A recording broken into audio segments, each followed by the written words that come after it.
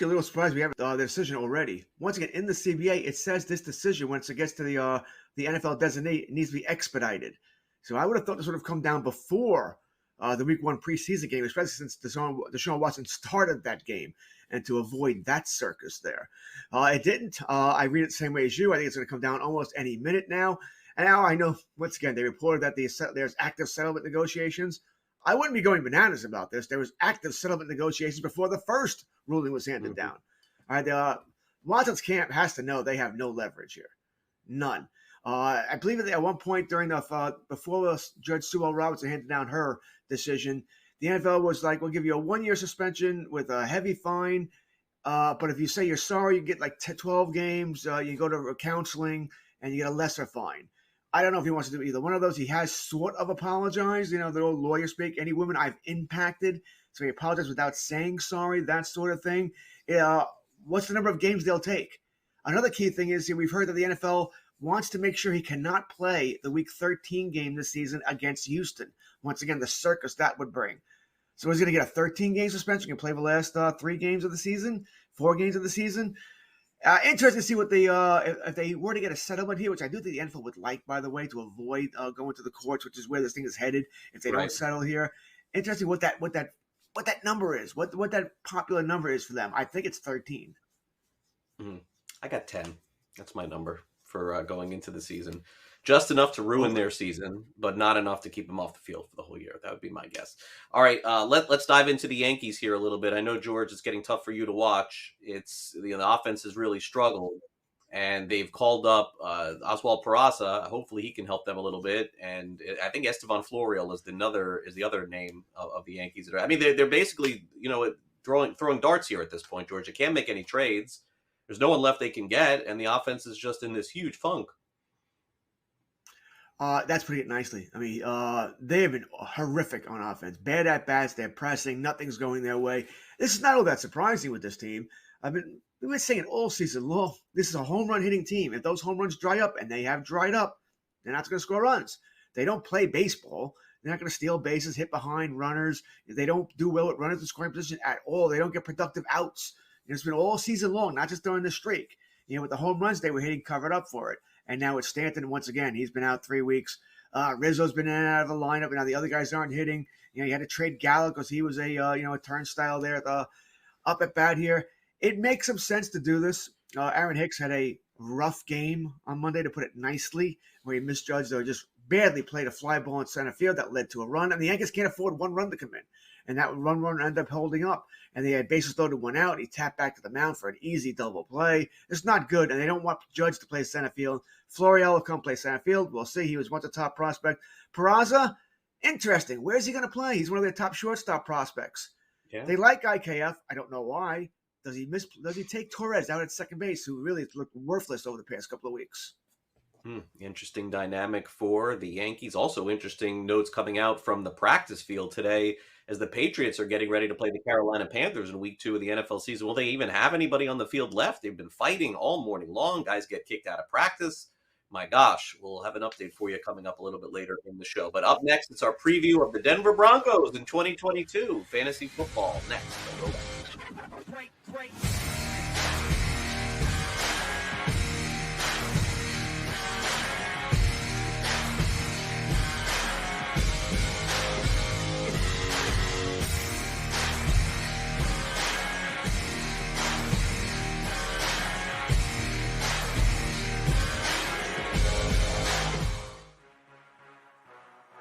Sports Grid, your 24/7 sports wagering network.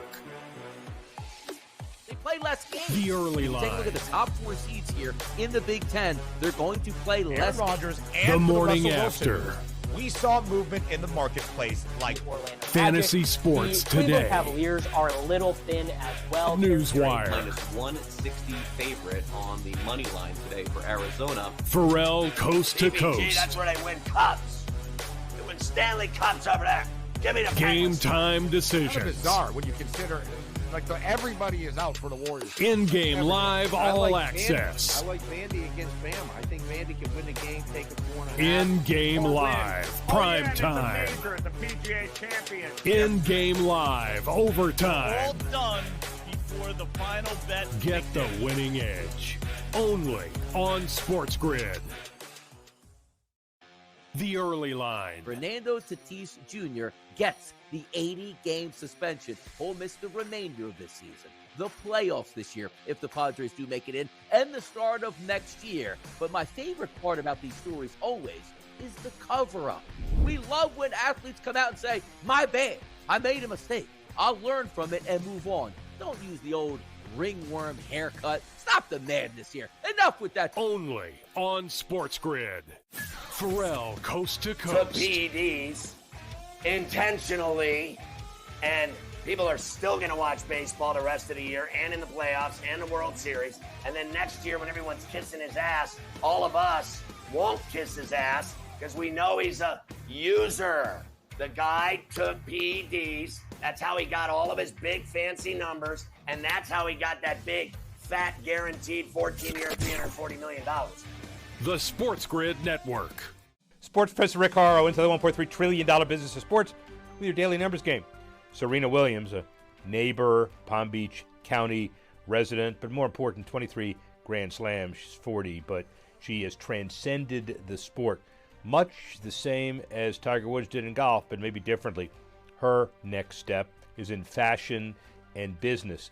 Tiger in golf, but who knows? I mean, they're way above the fray like a Michael Jordan. Bottom line is she has done the ability to do anything she wants to do, and stepping away after the U.S. Open, not going to be easy. Her first round match on the first Monday night of the tournament, I'll be there. That will be a tremendous ticket. As well, if she gets to the quarters and her sister plays well, they may play in the quarters. What a match. But let's not focus on one match. Let's focus on the business of tennis and how Serena and Venus certainly transcended.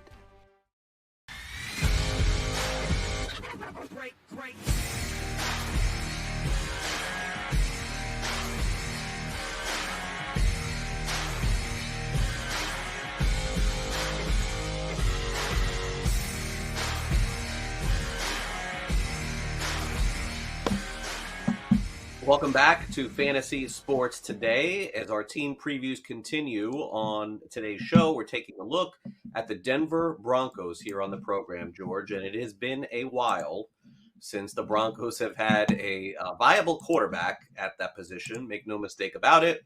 If you want to play fantasy from about a decade ago, you would have drafted Peyton Manning and all of the great wide receivers that he had along with him.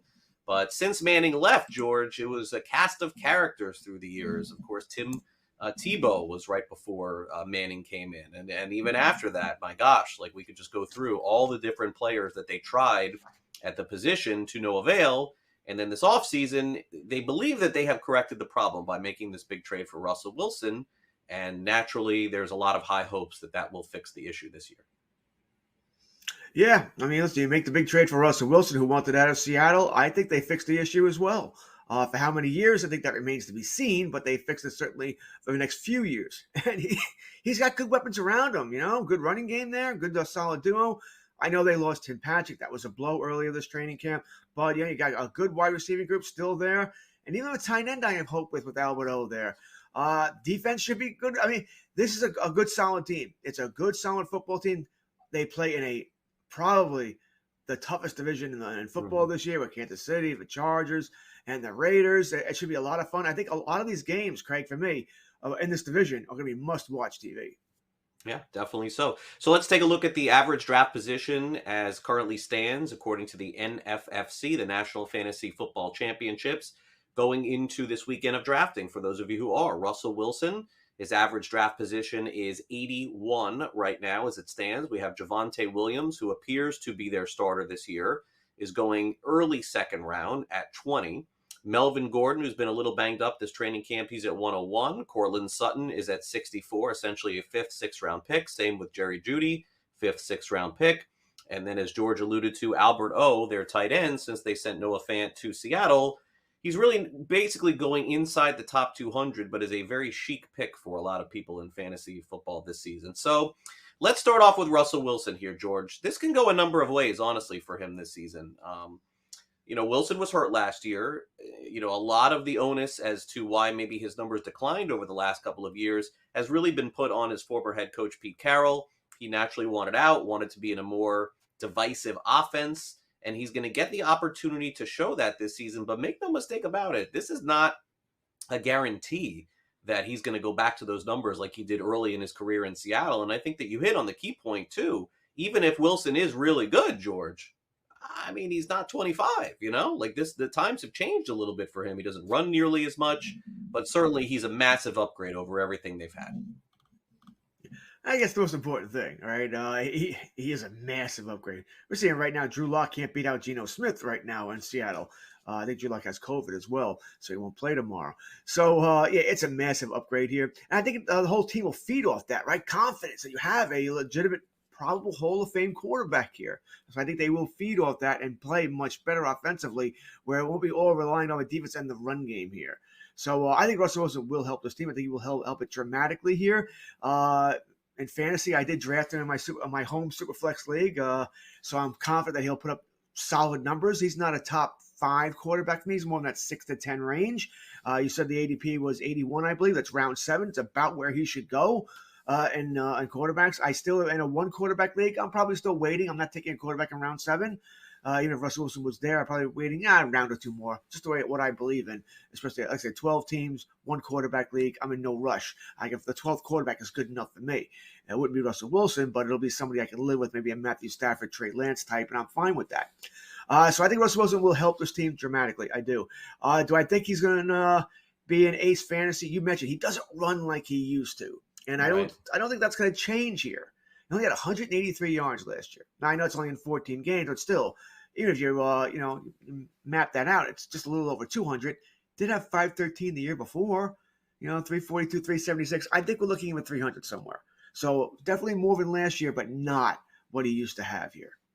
Yeah, and look, all the quarterbacks that they had in the past, no question, upgrade over Osweiler, upgrade over Simeon, upgrade over Bridgewater, upgrade over Locke, all those guys, no doubt, George. But again, this is a different scenario playing out here. I am very curious to see just what kind of difference he makes in Denver. Projections are off the charts for him. We shall see. Now, the same can be said for their running back in Javonte Williams, who, if he got all the carries in Denver, George, there'd be no question that Javonte Williams would be a rock-solid top 5 pick overall in fantasy. He is supremely talented. He rushed for over 900 yards last year, but only 4 rushing touchdowns. And predominantly the reason why was because Melvin Gordon, up until the end of the season, and Gordon fell flat, make no mistake about it at the end, George, but up until that point, Gordon was really good too. And some of the coaching discussion we have heard is that they're going to split carries again. So is Williams going too high in fantasy drafts with the expectation that these numbers are going to, increase by 30, 40%? George, if Javonte Williams rushes for 1,100 yards and 6 touchdowns, he's going too high right now.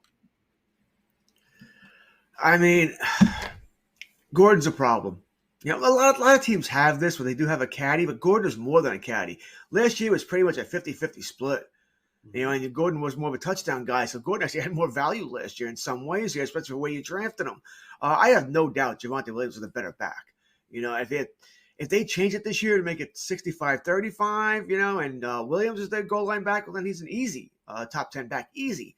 But because of Gordon being there, because we don't know what the usage will be, it is a different coaching staff too, right? Also, Russell Wilson being there. Is he going to steal some touchdowns at the goal line as well? Are they going to throw more inside the 10, inside the 5? I do wonder that as well. I still like Javonte Williams. I do. Actually, I think he's a very good back. I just don't trust.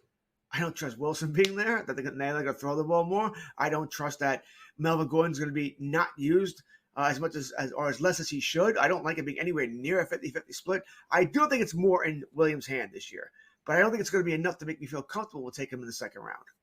Right. So that being said, Melvin Gordon, people would be very surprised to know, rushed for over 900 yards last year and had 8 rushing touchdowns. And George was an RB2 for most of the season and even a flex option. And right now his ADP is 101. And naturally, he's not the sexy pick. Nobody wants him in fantasy football. He's kind of the guy that you're sitting there and you have an open RB2 slot or open flex spot. You're like, all right, I'll go ahead and I'll take him.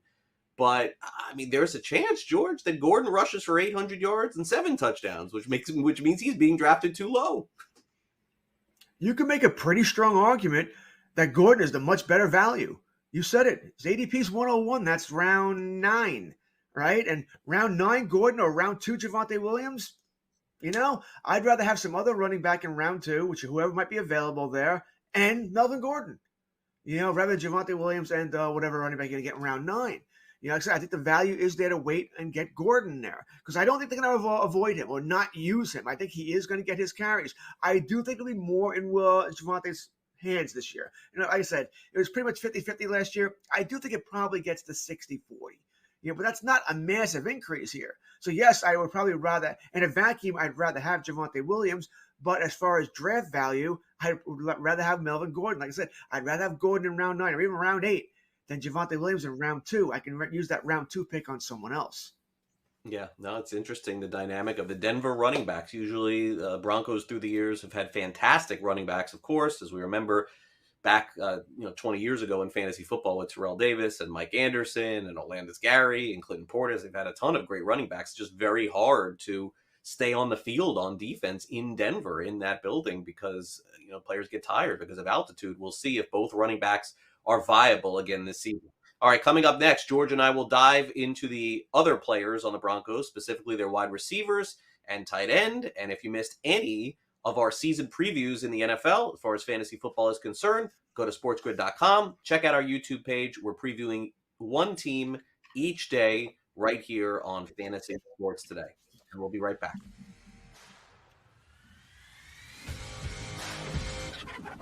Great.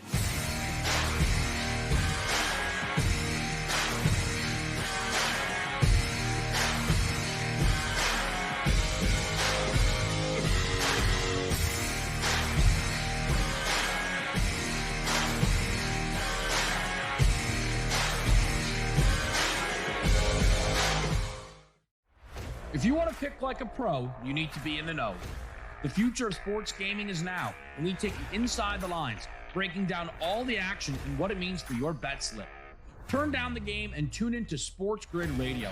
Other networks talk sports talk, but we walk the walk, right up to the window. Sports Grid Radio. Listen free on the Sports Grid Radio app, iHeart, or TuneIn, or catch us on SiriusXM Sports Grid Channel 159. Maurice Allen, 2015-2016 European Long Drive Tour champion, 2017 world number 1. Me personally, I keep my game face on me all the time. Especially coming out of the bunker, leaving the range, or even leaving the course. What's your story? Pharrell, Coast to Coast. The reality is that what I'm hearing is Flacco's going to play that game against the Ravens in week 1. And I'm just going to put, salt on this. Flacco's better than Zach Wilson anyway. I mean, he's better flat out anyway. All things being equal, he's head and shoulders better than Zach Wilson. Zach Wilson sucks. And until The Sports Grid Network. The morning after. Well, the Niners have a better overall year than those two other teams, being the Jags and the Jets. What's funny is I think you'd get a lot of people, though you make a good point about where the number would sit. I think you'd get a lot of people to bet the Niners. I'm high on the Niners. I still would take the combination. I'm low on the Jets. I know I'm probably walking into a real bad trap here, and I'm going to live with it. I am very optimistic about the Jacksonville Jaguars. The Sports Grid Network. The early line. Can Cease become the favorite in this market by the result of this baseball game? I don't think so, because we have to remind ourselves, this isn't, Dylan Cease pitching to Justin Verlander, and that's the head-to-head matchup, and who wins it gets the title belts, right? I mean, that's not the way it works here. You actually are taking a look at this game saying, how is Verlander going to do up against that Chicago White Sox lineup? How is Cease going to do against that Astros lineup? Only on Sports Grid. Diamond Bets. Fernando Tatis Jr. getting popped for a PED suspension for 80 games. Now, I know performance-enhancing drugs are something that, even here at the network, they encourage us, especially myself. They say, please, can you enhance your performance just a little bit more, Joe? This year, it's not going to happen next year for a good chunk of the season. And guess what? This is more important now that you added Juan Soto. So obviously this news rocked Major League Baseball. Only on Sports Grid.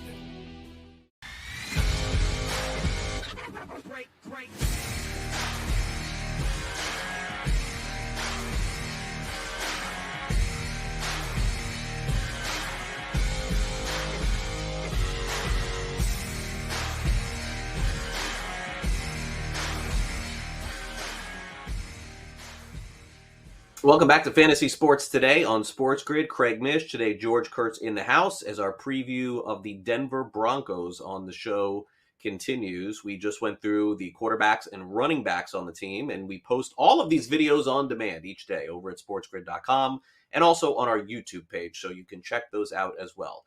As a reminder as to what the average draft position, as to what some of these players look like, let's take a look at it now. Javonte Williams, the running back, checks in at ADP 20. Cortland Sutton checks in at ADP 64. We have Jerry Jeudy, who's going in the 6th round as well.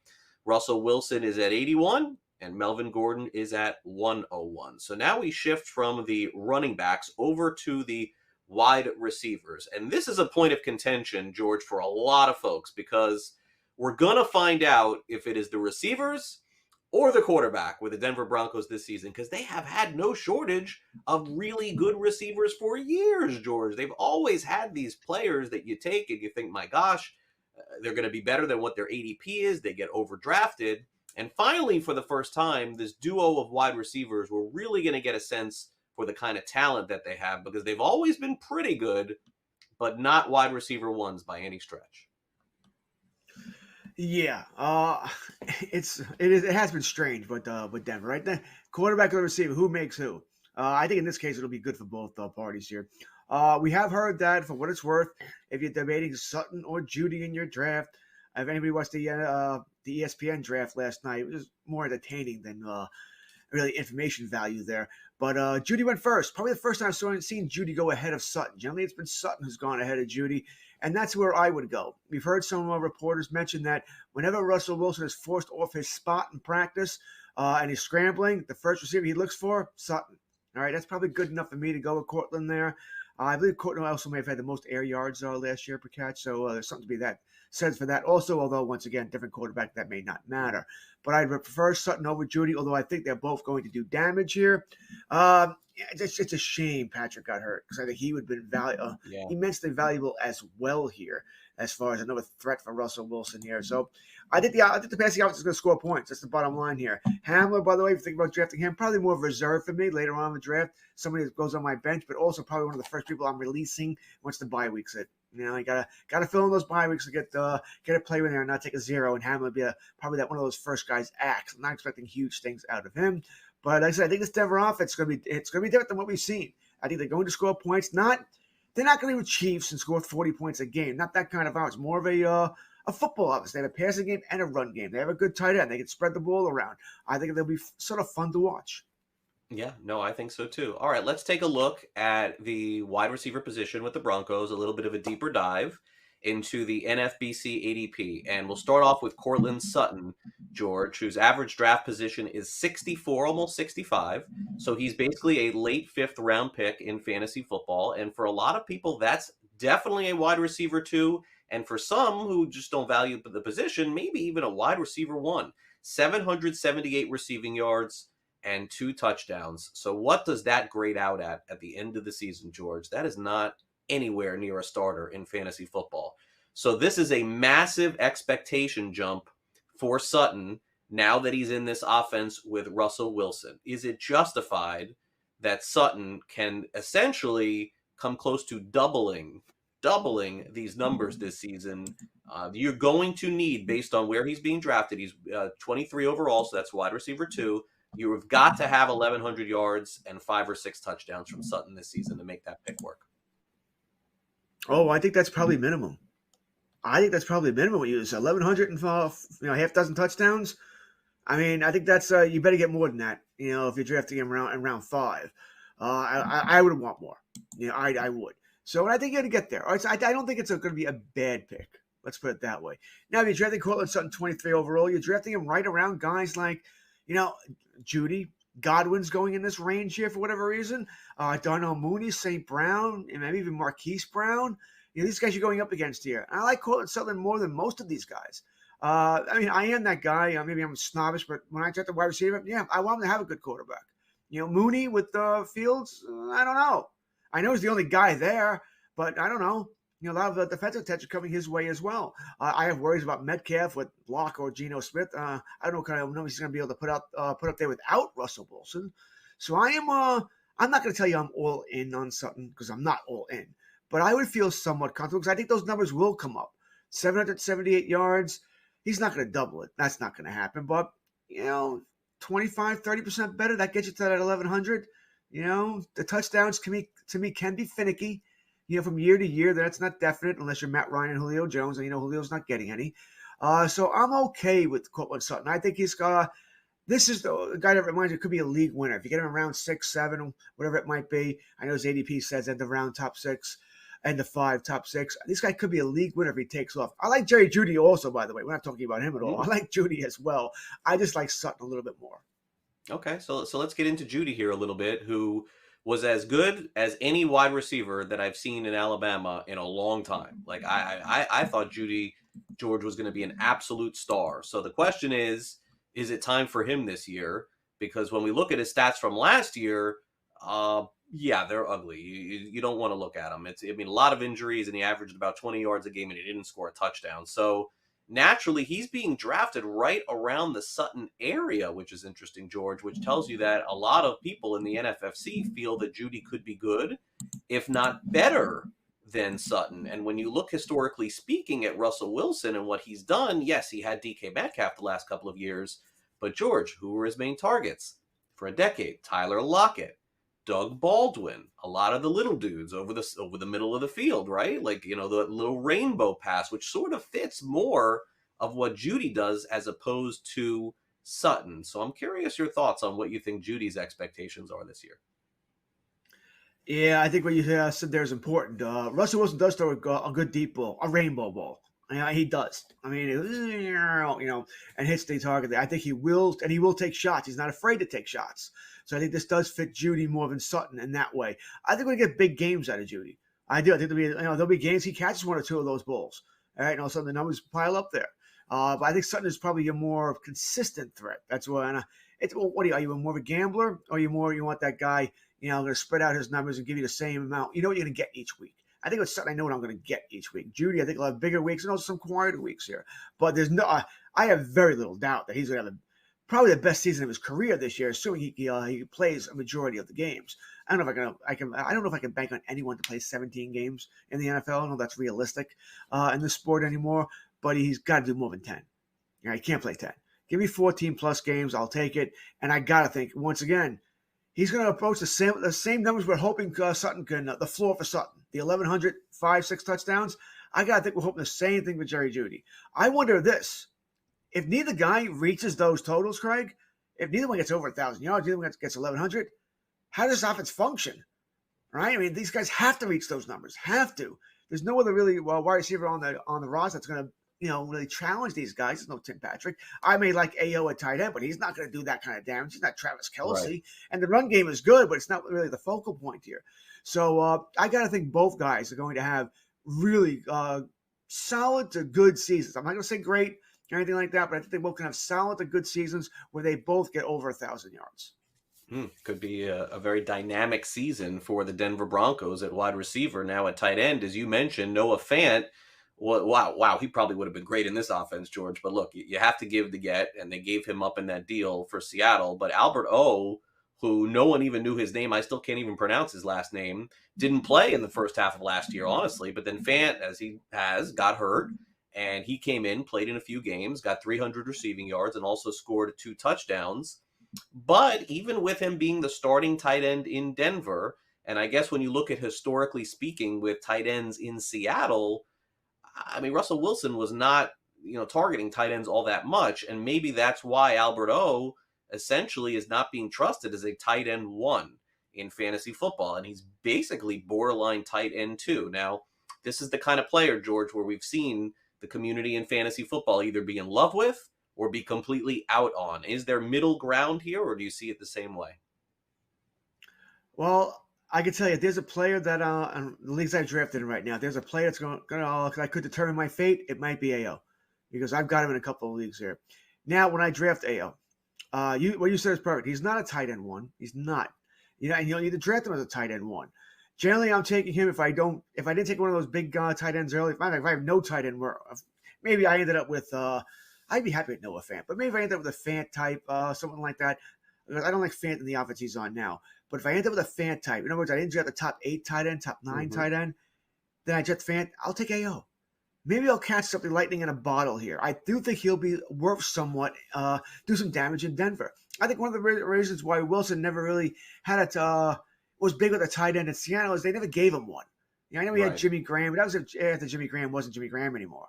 Right, so I think now that he has one, I think he will use AO in Denver. I think this guy's going to be a sneaky pick here. Once again, I'm not saying he's going to be anywhere near a top 5, top 6. But I think at the end of the year, he could be a top 10, top 12 tight end. Well, he'll finish as a tight end 1, and I got him for free. Right, that's the most important thing. I got him for free. Both my tight ends are free. They're both double-digit tight ends. I didn't spend a lot on tight end so far this season. And it allowed me to build up maybe another wide receiver, another top wide receiver, another top running back, whatever it might be. So yes, I'm rolling with dice on AO. I'm on board. Okay, George. Any names that we haven't brought up that should be drafted in any 12 or 14 team leagues? Anyone? I think KJ Hamler is someone that was worth a flyer on, especially with the injuries that could happen to Judy there. I think he's very much worthwhile there. If you're in a 14 team league, I can see you going at Mike Boone at running back. All right, we'll be right back with Fantasy or Reality.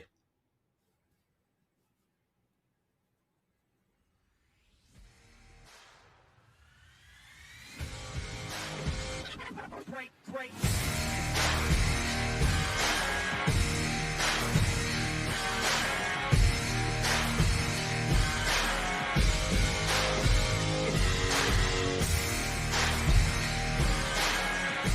Sports Grid, your 24/7 sports wagering network.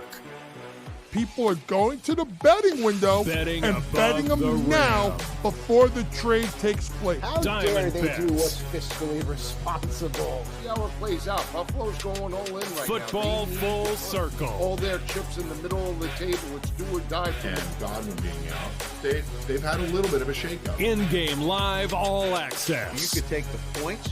You could take the money line. And we need to go to San Jose too. Maybe a small play on San Jose. I'm going to go both underdogs here. I don't want to hear it anymore. Wow. In-game Phillies live. here, Prime over minus time. 128. We do have to lay up a little bit of wood here, Donnie, but I think against Patrick Corbin. But boy, you want to give me 8.5 points with a desperate team facing elimination. Get the winning edge. Only on Sports Grid, your 24/7 sports wagering network.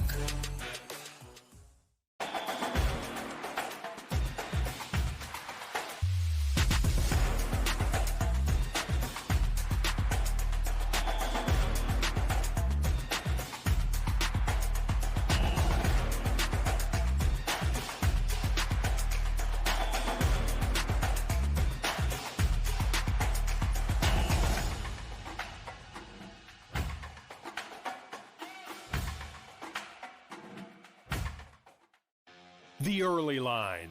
And if we just take a look at the rushing numbers, right, 1,100 yards is the benchmark for us. What last year as a rookie, Kevin, we just talked about Dalvin Cook. He can never stay healthy. How about a rookie playing all 17 weeks last year with Big Ben Roethlisberger and the Steelers? How about him getting 307 rushing attempts as a rookie? I thought we were led to believe also the Pittsburgh Steelers were, we're about winning games, but we don't just hand things over to guys that get drafted and are drafted Only high. On Sports Grid.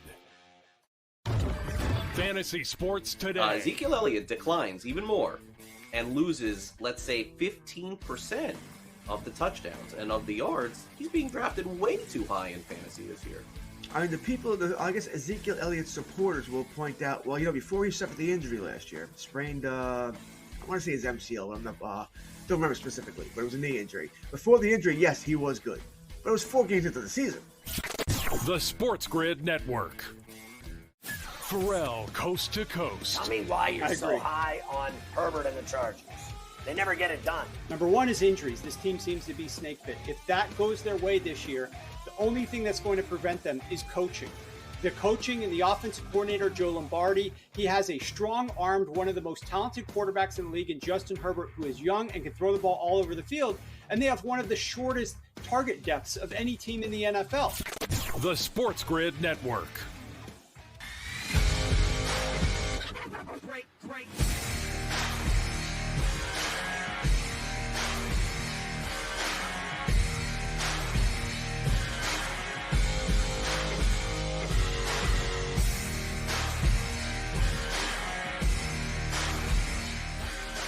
Welcome back to Fantasy Sports today here on Sports Grid. I'm Craig Mish along with George Kurtz. We got Fantasy Reality coming. Just a couple of quick notes here from NFL training camps. Teams are scrimmaging against each other in advance of NFL preseason week 2, which begins tomorrow night. George, we've got some fighting between the Patriots and Panthers. It looks like Chuba Hubbard, the backup running back to Christian McCaffrey, was kicked out of practice. Even McCaffrey was upset going back and forth there. And also there's a report that Mecole Hardman of the Kansas City Chiefs left practice early with an injury as well. So naturally, as we get ready for week 2 here, no shortage of stories, that's for sure. Yeah, we always fret, right? The fighting in practice, sometimes I wonder if these things are almost rigged. Hey, let's fight so we get this practice over with quicker. I don't know if these players even care some of the times, but it's kind of idiotic when you think about it. You're not going to hurt anybody. Something that you break a hand on someone's helmet. That'd always be my biggest fear, is that one of my players would break his hand on punching someone in the face mask or the helmet there. Like I said, kind of idiotic, but entertaining nonetheless. But it's been a brawl there. I know I looked up before. It was Christian McCaffrey was angry, threw a ball at somebody after being tackled. So it is what it is, but I'm not surprised. Yeah, it shouldn't be. And again, these teams basically have seen only themselves playing against, right? Like their own offense against their own defense for almost 3 weeks. Finally, they're getting to play against somebody else consistently. And this sort of thing is going to happen. I'll have updates for you on the NFL training camp field coming 2 o'clock Eastern today on Newswire. Let's get to some fantasy or reality.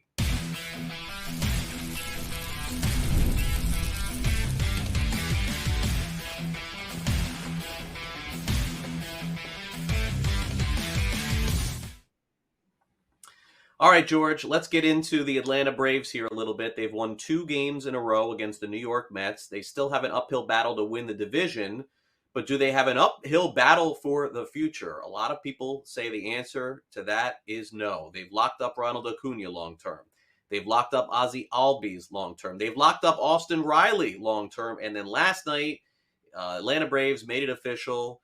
They've seen enough of Michael Harris II. Michael Harris II came up this summer. He has been absolutely as advertised as a rookie, just clobbering home runs every day, playing a fantastic center field for them, and basically is in his first season. But the Braves got ahead of it, obviously talked to Harris and said, hey, you want to be set for life? We'll buy you out of some arbitration years, and we'll pay you $72 million over 8 years. Who knows what Michael Harris is going to be in 5 years when he's a free agent? We will never know. Fantasy or reality, George? Michael Harris II was smart to sign his extension with the Braves.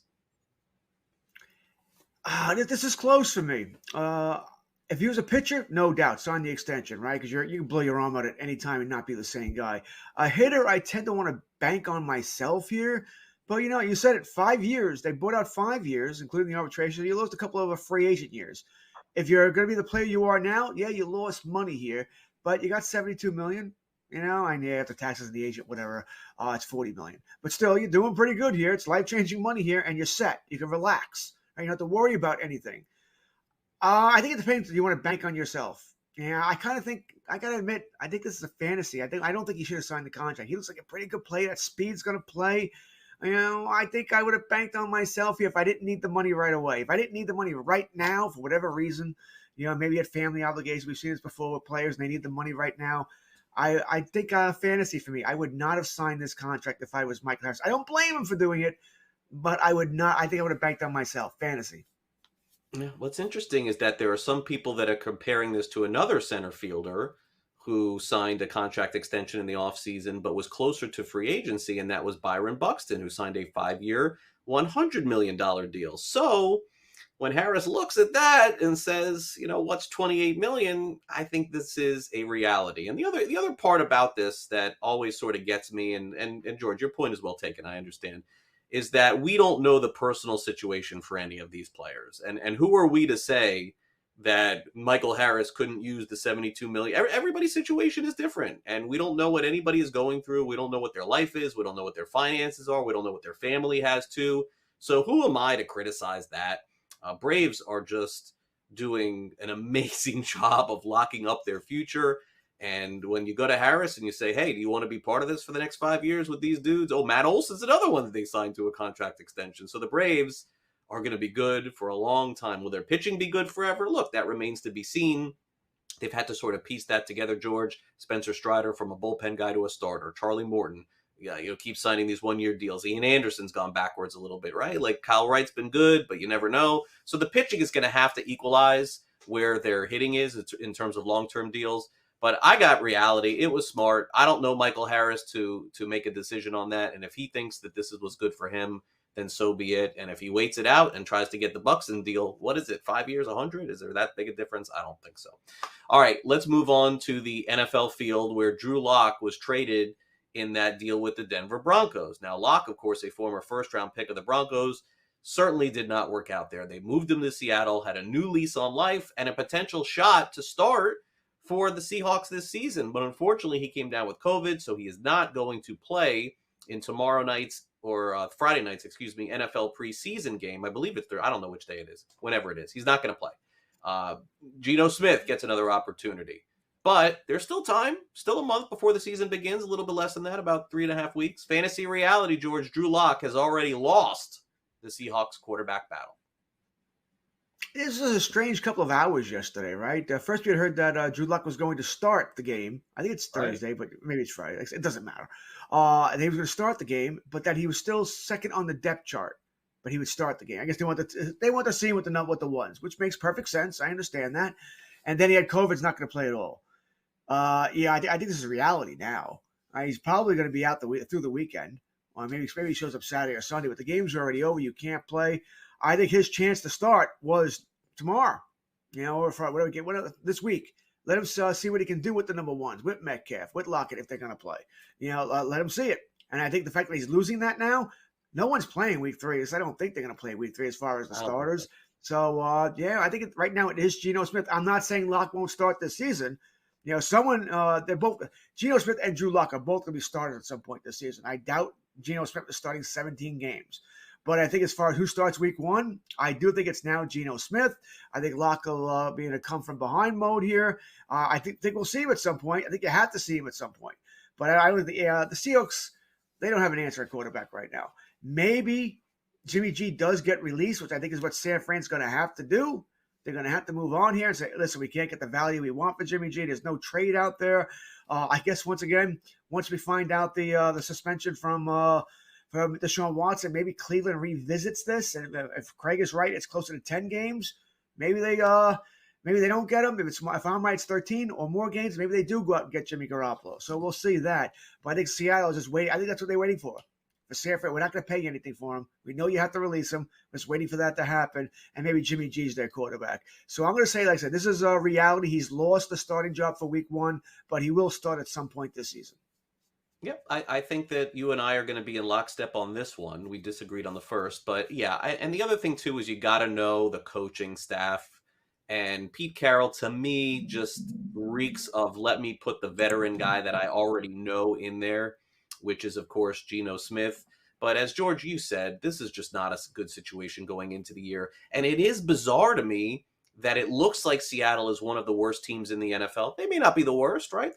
Houston may be worse. There may be a couple of teams that are worse. But what is Pete Carroll doing sticking around for this, right? He's the oldest coach already in the NFL. So odd, this whole scenario made sense. They got Russell Wilson out of town, got some picks, got some players. That made sense. I get it. But Pete Carroll wants to stick around and see this through. Drew Lock has just not been good at all in Denver at all. This was John Elway's pick. John Elway no longer has anything to do with the decision-making process in Denver. What does that tell you as well? And yeah, I think Geno Smith is the guy. I don't even know that Lock plays a ton this year. I think it's going to have to be from somewhere else. And obviously need the number 1 pick or the number 2 pick overall in the NFL draft next season. So I got reality. I think you're right, George. And look, I'm not blaming the COVID stuff. It's just the nature of the beast. But what I would say going into this week's NFL preseason games, as George and I have talked about, if you don't think that anyone is going to play in terms of skill position this week, all you need to do is take a look at FanDuel and DraftKings and everywhere else. The totals went from all 35s to all 40s and 41s. So it tells you that more guys are playing this week. They're not stupid when they're making those lines this week. Week 3 will go right back to the way it was week 1. Take a look at all the NFL preseason totals for this week. Lots of 40s, lots of 41s, mostly 33s, 34s last week. All right, finally, we have a pet story. And this is from a place in Texas, San Antonio, to be specific, where a tortoise dug its way out of someone's backyard and made its way into the general population. Not a big deal. Pets escape all the time. Cats, dogs, etc. But this tortoise, George, was over 50 feet. Is this correct? Over 50 feet in terms of the tortoise? Oh, 50 pounds in terms of the tortoise. A 50-foot tortoise, my God. That's a horror movie. Yeah, that can't be. I've seen that on TV. That can't be. So a 50-pound tortoise escapes from my backyard, gets into the general population. This seems rather large, not 50 feet. You have seen a 50-pound tortoise, fantasy or reality? I have never seen a 50-foot tortoise. By the way, I mean, I guess you wouldn't have to run the other way. That'd be the good thing, right? It's not going to catch you. But have I seen a 50-pound tortoise? No, well, not that I can remember. So fantasy there. I've seen tortoises in I guess aquariums and stuff like that. We have the Long Island Aquarium and Riverhead out here, and I've certainly seen the bigger one in where is it? I can't even think of the name. Somewhere in Brooklyn. Anyway, but have I seen a 50-pounder? I mean, I wasn't taking out a scale and weighing it, but that seems like a pretty big tortoise to me. I mean, my dog's about 50 pounds. You know, I guess I could have. You know, by the way, how does it dig out? I mean, where no one notices. These things aren't known for speed. Would it take days, a week? I mean, was it Shawshank Redemption and it took 20 years? I mean, how does it do this? Very odd. So I'm wondering how it got out of the yard here. But I'm going to say fantasy that I have not seen one. But like I said, I wasn't bringing out any scales to know for sure. Yeah, I live in Florida. This is an easy reality here. Now, again, haven't been up close and personal, and definitely have seen them in the different parts, like the aquariums and things of that nature. So I got reality, but George, I would ask you, fantasy or reality, you've had a pet escape that you needed to find. Has that ever happened to you? Oh, many times. Right back in the day, I could tell a story. My mom was a jogger, and she took my dog when I was younger on the same route every time, and the dog got scared when someone beeped the horn or something. Dog got loose, lost the dog, and somehow that dog, who was miles away, found its way home about 2-3 hours later because my mom took the same route every day. The dog found its way home. Now my dog, we have a GPS collar and a chip in it, so we don't have to worry as much. But it's the most horrifying thing when the dog gets out and you got to chase this thing down because the dog thinks you're playing. She thinks you're playing. She's running. Yeah, I automatically take the car to get in front of her. So I know I can chase her down with the car, but she thinks you're playing. It's a pain in the neck when they get out. Yeah. Fortunately, I've not had that. Find My iPhone is the closest I've ever needed to find something like that. But anyway, we got to take a break here on the show. Coming up next, it's time for us to dive into the Sports Grid 60, and then I'll be right back here with you at 2 o'clock Eastern for Newswire. So stay on the grid as George and I come back and wrap things up for this Wednesday afternoon, right after these quick messages here on Sports Grid.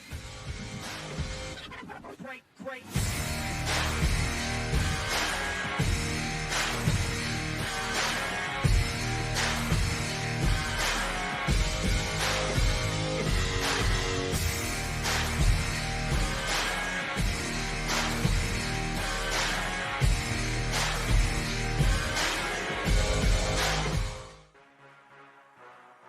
Sports Grid, your 24/7 sports wagering network. people are going to the betting window Betting and above betting them the now rim. before the trade takes place. How dare Diamond they bets. do what's fiscally responsible? See how it plays out. Buffalo's going all in right Football now. They need full to put circle. all their chips in the middle of the table. It's do or die for them. And Godwin being out, they've had a little bit of a shakeup. In-game live all You access. could take the points, you could take the money line, and We either go to San Jose too. Maybe a small play on San Jose. I'm gonna go both underdogs here. I don't want to hear it anymore. Wow. In-game Phillies live. here, Prime over minus time. 128. You do have to lay up a little bit of wood here, Donnie, but I think against Patrick Corbin, but boy, you want to give me 8.5 points with a desperate team facing Get elimination. the winning edge. Only on Sports Grid, your 24/7 sports wagering network.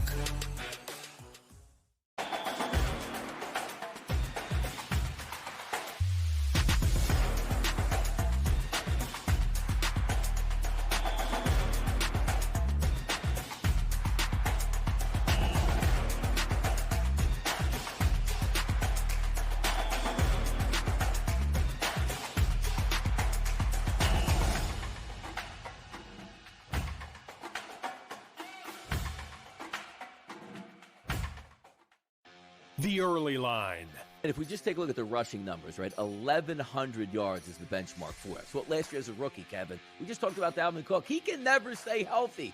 How about a rookie playing all 17 weeks last year with Big Ben Roethlisberger and the Steelers? How about him getting 307 rushing attempts as a rookie? I thought we were led to believe also the Pittsburgh Steelers where, yeah, we're about winning games, but we don't just hand things over to guys that get drafted and are drafted Only high. on Sports Grid. Fantasy Sports Today. Ezekiel Elliott declines even more and loses, let's say, 15% of the touchdowns and of the yards. He's being drafted way too high in fantasy this year. I mean, I guess Ezekiel Elliott's supporters will point out, well, before he suffered the injury last year, sprained, I want to say his MCL, I'm not, don't remember specifically, but it was a knee injury. Before the injury, yes, he was good, but it was 4 games into the season. The Sports Grid Network. Pharrell, coast to coast. Tell me why you're so high on Herbert and the Chargers. They never get it done. Number one is injuries. This team seems to be snake bit. If that goes their way this year, the only thing that's going to prevent them is coaching. The coaching and the offensive coordinator, Joe Lombardi, he has a strong-armed, one of the most talented quarterbacks in the league in Justin Herbert, who is young and can throw the ball all over the field. And they have one of the shortest target depths of any team in the NFL. The Sports Grid Network.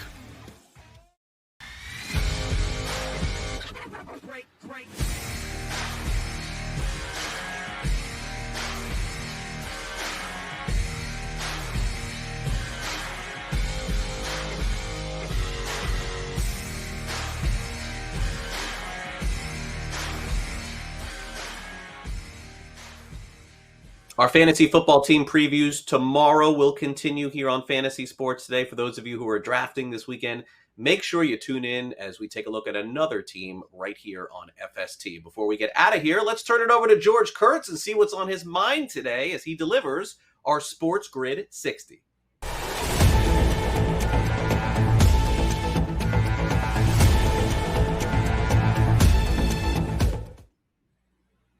Oh, what's on my mind today is the New York baseball teams. They're calling up some top prospects, right? Mets call up Brett Beatty, which I loved. Oh, can't wait to see this kid. I know Met fans have been wanting to see him maybe for a couple of months now. Going to take over at third base with Guillaume on the IL. So good to see Beatty. Yankees call up Peraza and Florial. We've seen Florial a couple of times in shorter stints here.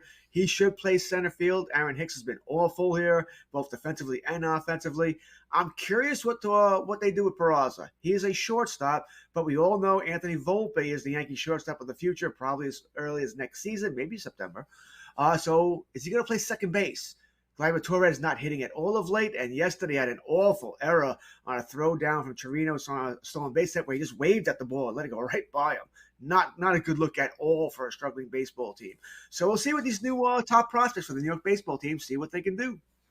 Yep, no doubt. I'll be watching baseball this afternoon as we have a full slate of games going on today. But obviously the one thing that we're all keeping an eye on here is the NFL preseason this week. And the one thing that George and I subscribe to is, yes, watching some of these games this week because we know a lot of the key players are going to be playing. But as we close in on the 20th of August, 21st, it's still fantasy football season here on Sports Grid, but it is not drafting fantasy football time for me. Like George said, my drafts don't start for another week and a half or 2 weeks, and I need all that time to make sure that all the players that I am going to be interested in drafting are healthy and playing. The very big, important part for me, no doubt. That'll do it for our show today. Thanks again to Andrew for filling in for Brett in terms of producing in our graphics department and LTN. For George Kurtz, I'm Craig Mish. The early line is next, and then I'm back with you at 2 o'clock Eastern for Newswire. Until then, have a great day, everybody. Great.